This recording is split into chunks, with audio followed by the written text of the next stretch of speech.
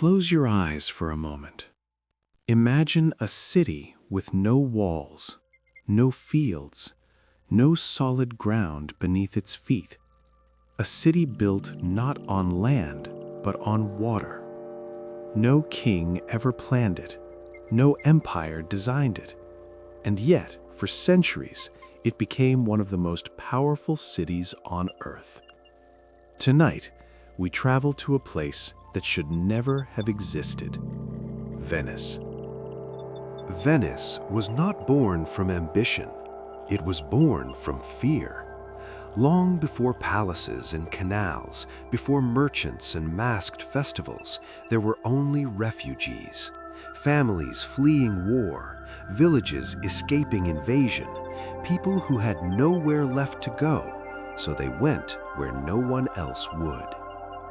Into the swamps, into the salt water, into the shallow lagoons of the Adriatic Sea. This was not a place meant for life. The ground shifted. The air was heavy. Disease lingered in the water. But the invaders did not follow. And so, what began as a hiding place slowly became a home. Venice did not rise in fire. It rose in silence. Wooden coals were driven deep into the mud. Not dozens, not hundreds, millions. Upon them, stone was laid. Churches were raised. Markets appeared. And against all logic, the city held. Every day, the water reminded Venice that it did not belong. Every night, the city refused to sink. What makes Venice extraordinary is not its beauty, it is its choice.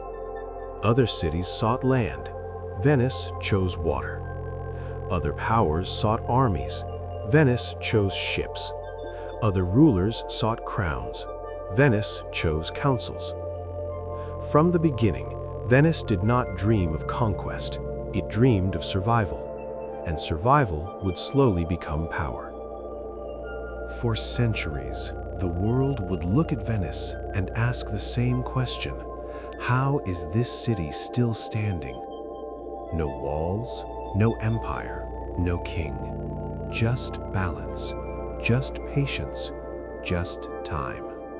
Venice became rich not by taking land, but by moving goods. Spices from the east, silk from Asia, gold from Africa. Everything passed through water, and Venice controlled the water, not with force, but with trust. Merchants trusted Venice, kings trusted Venice, enemies negotiated with Venice, because Venice did not rush, it waited. And yet, even cities built on patience cannot escape time. The same waters that protected Venice would one day isolate it. The same stability that preserved Venice would one day slow it. But we are not there yet. For now, Venice is rising, quietly, carefully, like a city listening to the tide. Before we continue this journey, if you enjoy calm stories like this, stories meant not just to teach, but to be experienced, you're invited to like this video and subscribe to Stories That Shaped the World. New journeys are waiting.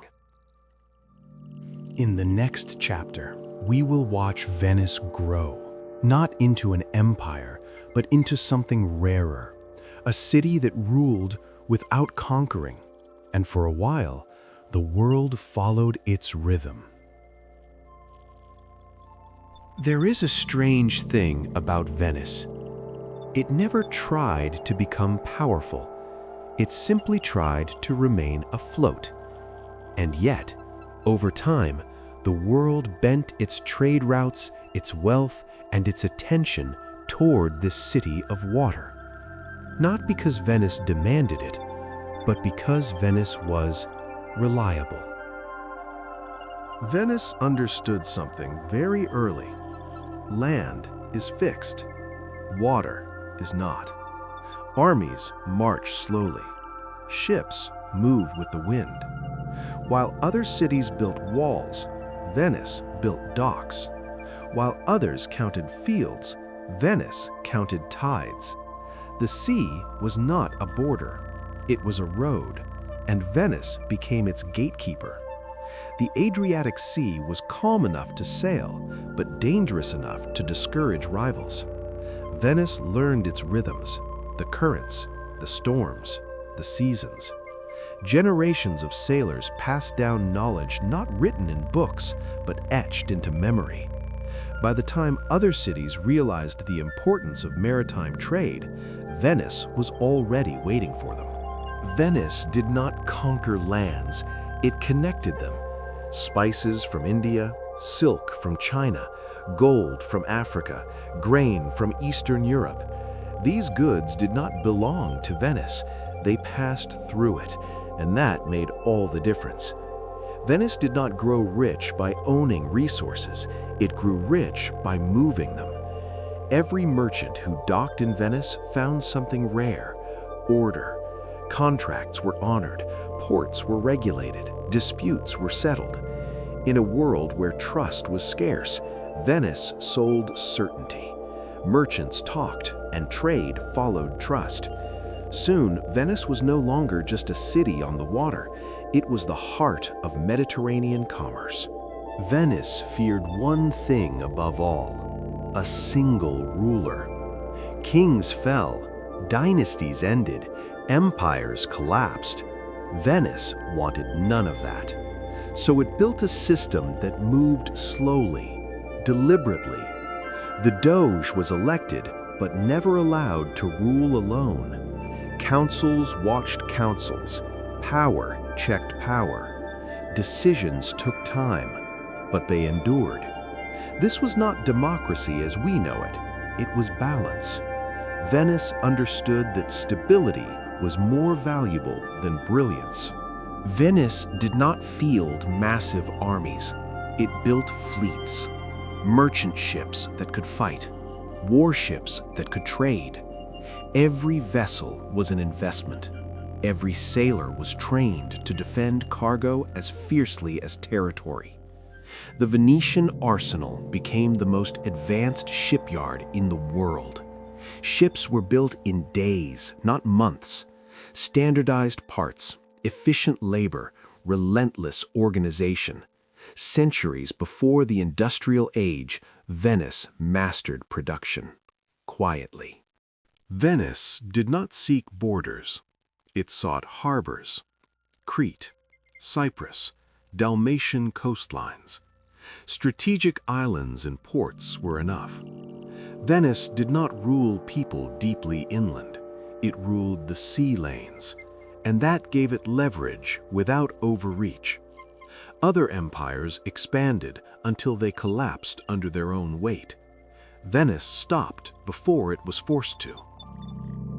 Venice was never in a hurry. It watched rivals fight and sold supplies to both.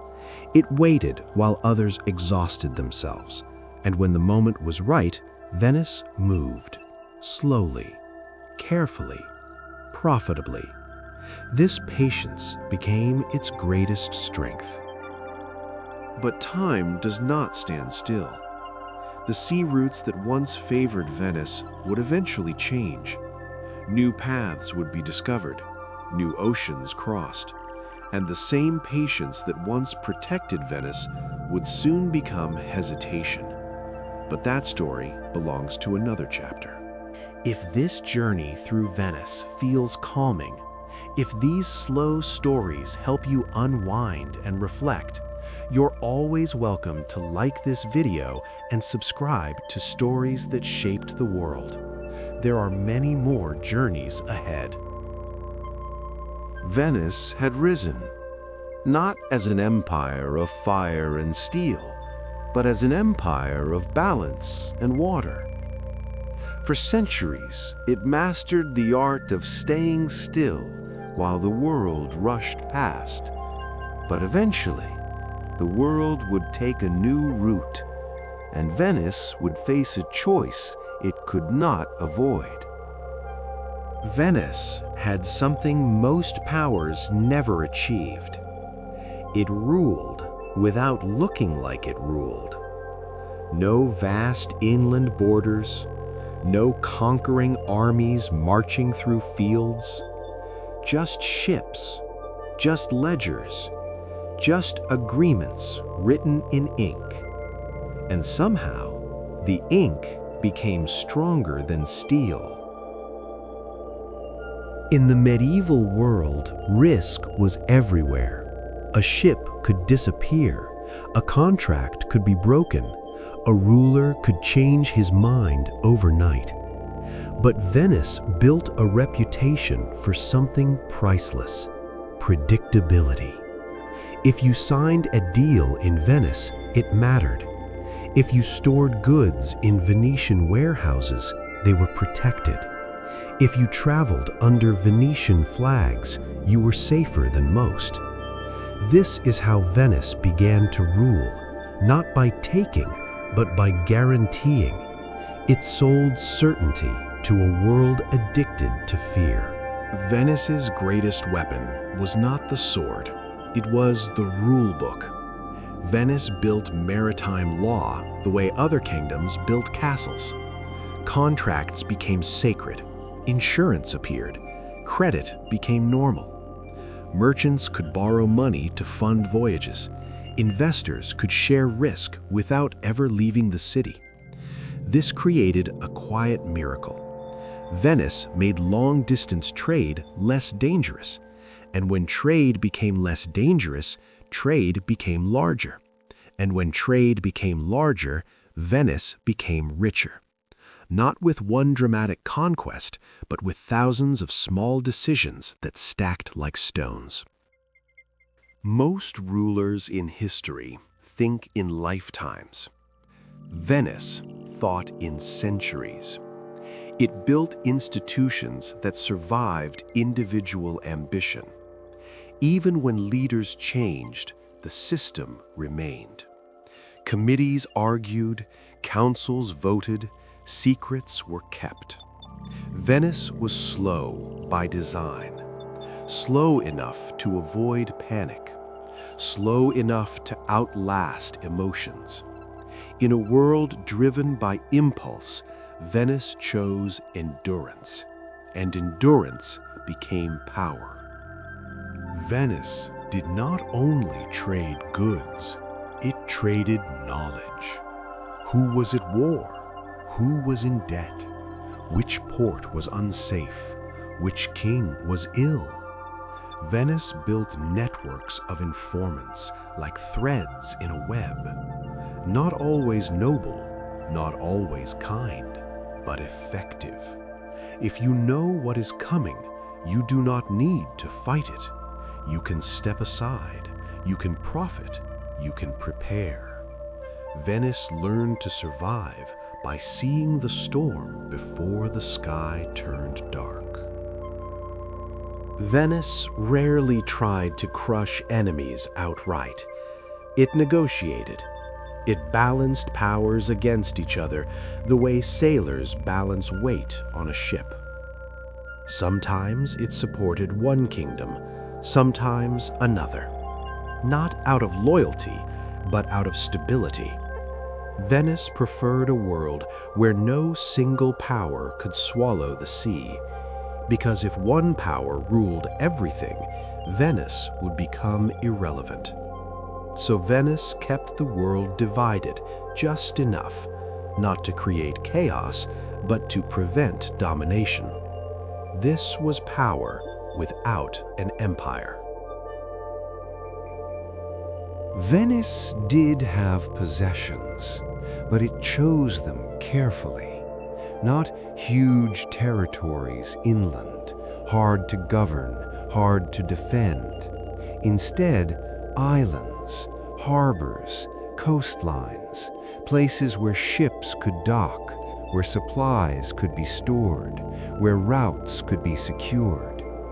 Each port was not just land, it was a knot in a network.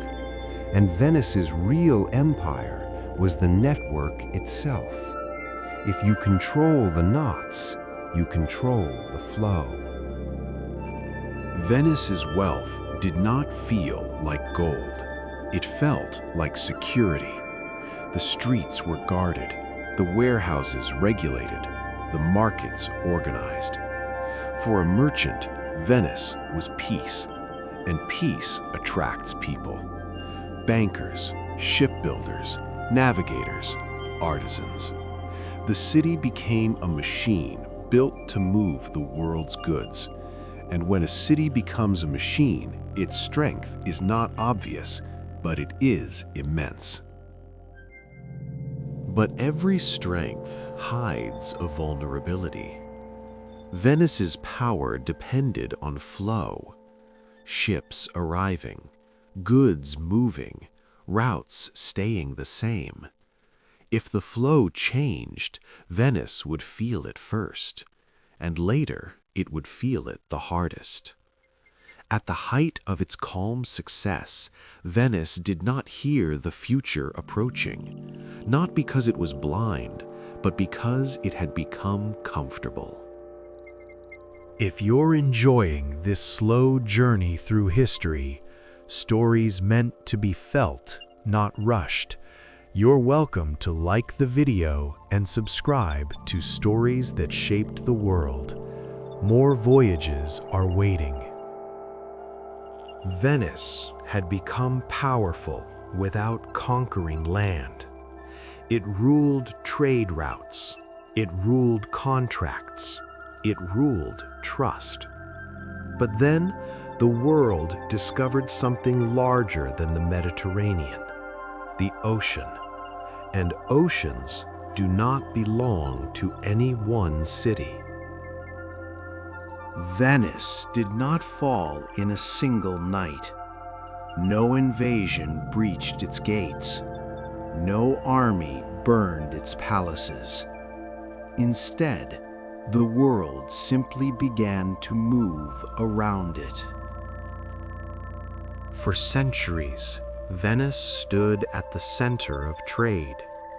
If goods moved between east and west, they passed through Venetian waters.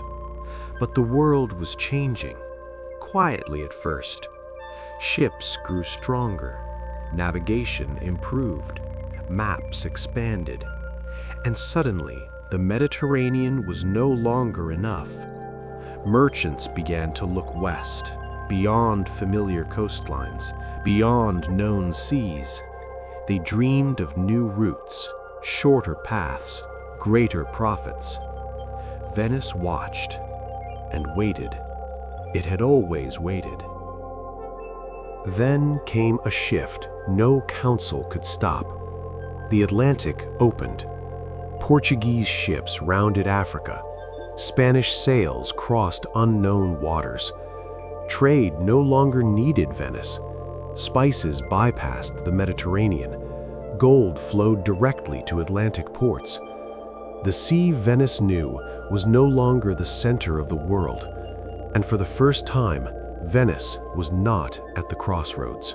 Venice responded the only way it knew how. Slowly, cautiously. Its government debated. Committees formed. Reports were written. But speed mattered now, and Venice was built for patience.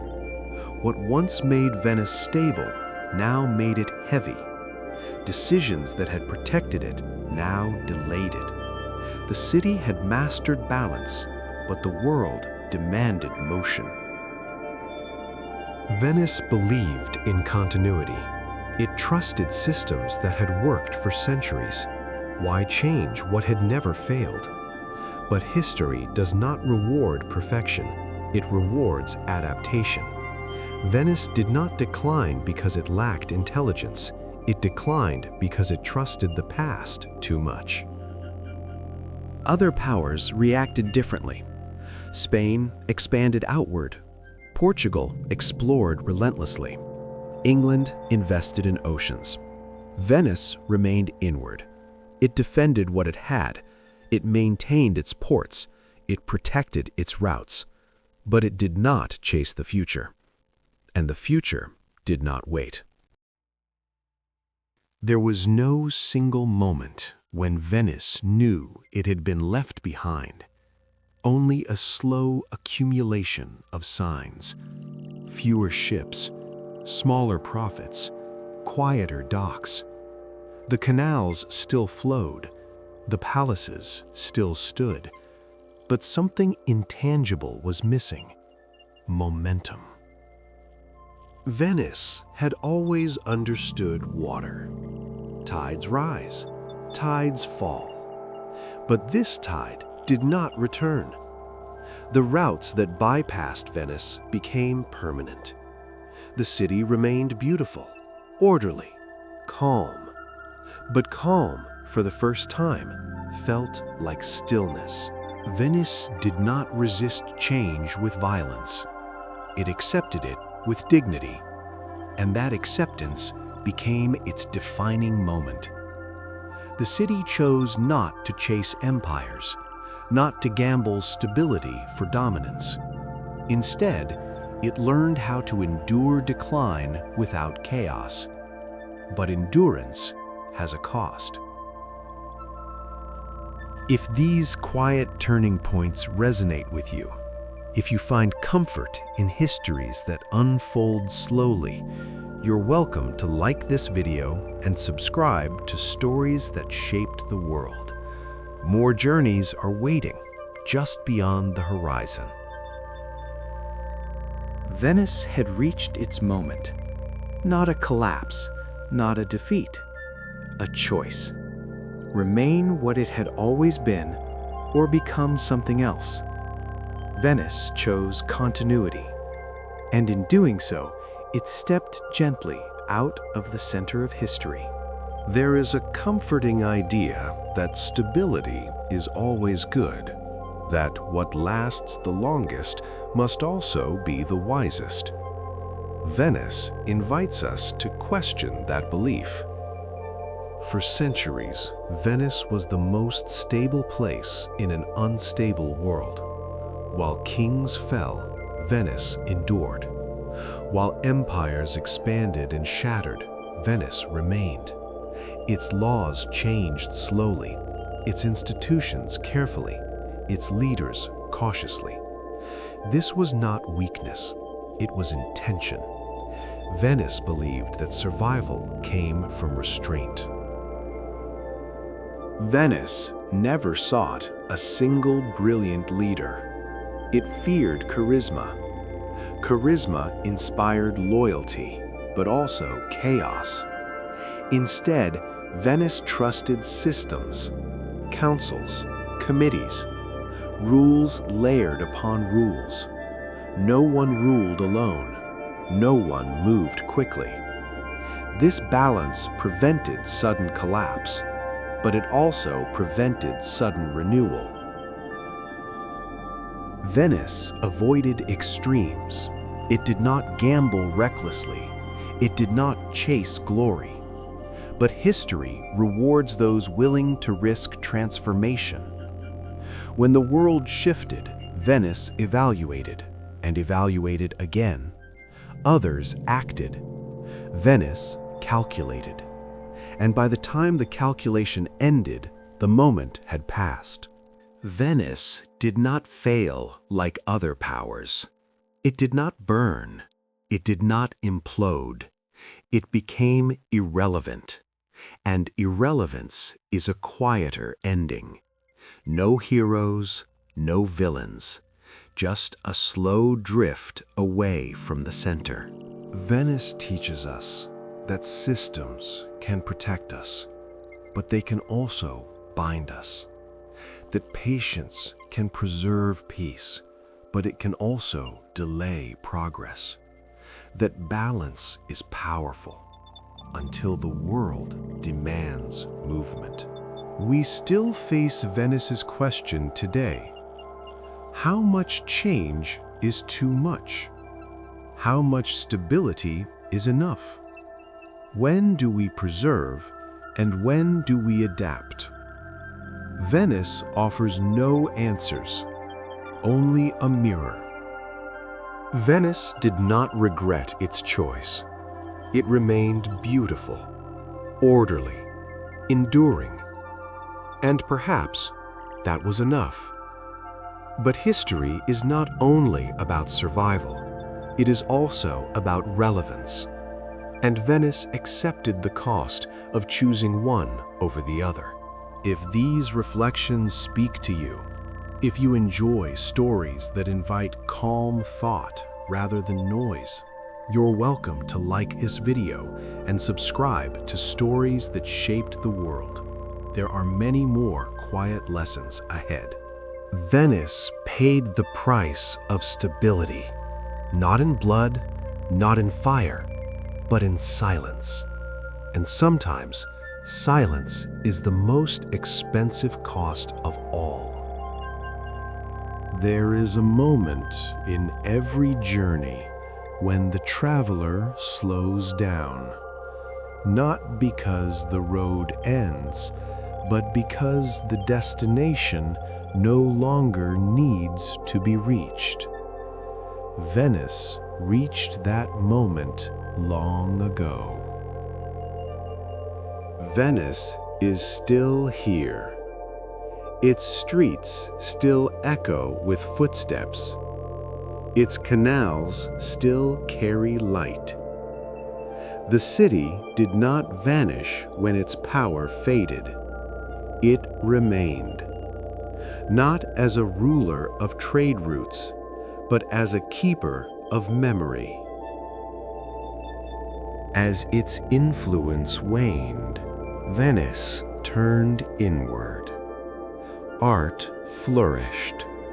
Music softened the silence. Architecture became a conversation with time. If Venice could no longer shape the world, it would reflect it. And in doing so, it found another kind of permanence. Water had given Venice life, and water would take it slowly. Not violently, not cruelly, just steadily. Every tide whispered the same truth. Nothing lasts forever. But some things last long enough to matter. Most histories end with noise. Battles, declarations, collapses. Venice ended with acceptance, and that is why its story feels different. It does not demand admiration, it invites reflection. As this journey ends, we carry Venice with us, not as a lesson carved in stone, but as a question held gently. When the world changes, what do we choose to preserve? And what are we willing to let go? Very slow, gentle, peaceful. If this journey brought you calm, if these quiet stories help you rest and reflect, you're always welcome to like this video and subscribe to Stories That Shaped the World. There are many more journeys waiting, slow, thoughtful, and human. Venice did not fight time. It listened. And in listening, it taught us something rare. That not all endings need to be loud. Some are meant to fade gently, like footsteps on water, disappearing, but never forgotten.